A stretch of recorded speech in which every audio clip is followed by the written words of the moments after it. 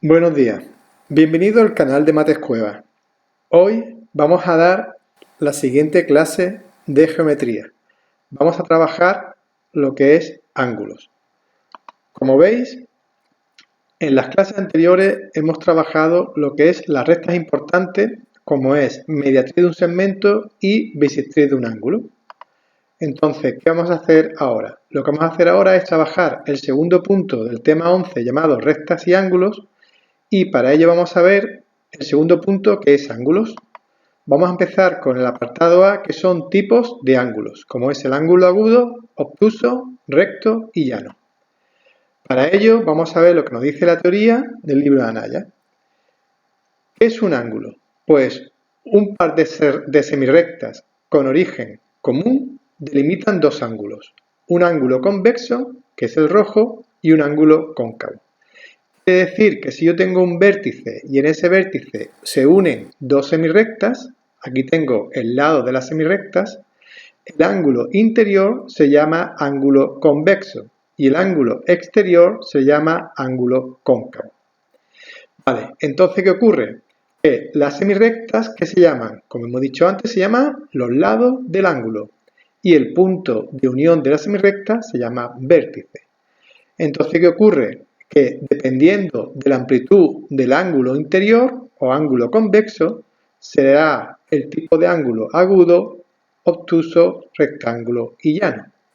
Y eso me lo va a dar el ángulo de 90 grados. Un ángulo agudo, ¿qué es? Es un ángulo menor de 90 grados. Un ángulo obtuso es un ángulo que es mayor de 90 grados. El ángulo recto es el ángulo que forma exactamente 90 grados y el ángulo llano marca 180 grados. Para ver esta clasificación de ángulos nos vamos a ir al programa GeoGebra y vamos a verlo con el ejemplo que yo he hecho. Tipo de ángulo. Este ángulo es el ángulo agudo. Vamos a medir cuánto mide el ángulo interior. Entonces le doy a esta opción que es ángulo y marcamos el sentido contrario de la aguja del reloj. Primero el C, después el A y después el B. Entonces me dice que es 45 grados. Como este ángulo es menor de 90 grados, este ángulo es un ángulo agudo. ¿Qué ocurre? El siguiente ejemplo es un ángulo obtuso, porque tiene un ángulo mayor de 90 grados. Vamos a comprobarlo. Seguimos trabajando con la opción de medir ángulo y vamos en el sentido contrario a la aguja del reloj. 130,53 grados. Por lo tanto, es un ángulo obtuso porque es mayor de 90 grados. El tercer ejemplo es un ángulo rectángulo.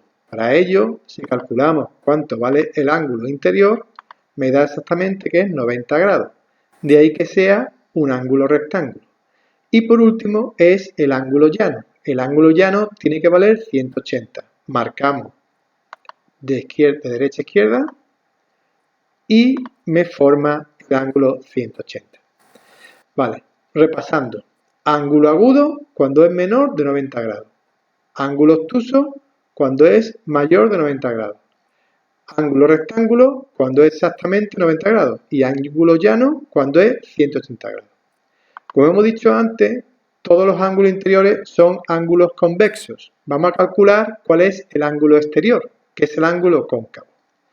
Si nosotros hemos hecho de derecha a izquierda en el sentido contrario, vamos a hacerlo, perdón, en el sentido del reloj, vamos a hacerlo ahora en el sentido contrario. Y me va a dar el ángulo exterior o ángulo cóncavo. Aquí el ángulo cóncavo es 315.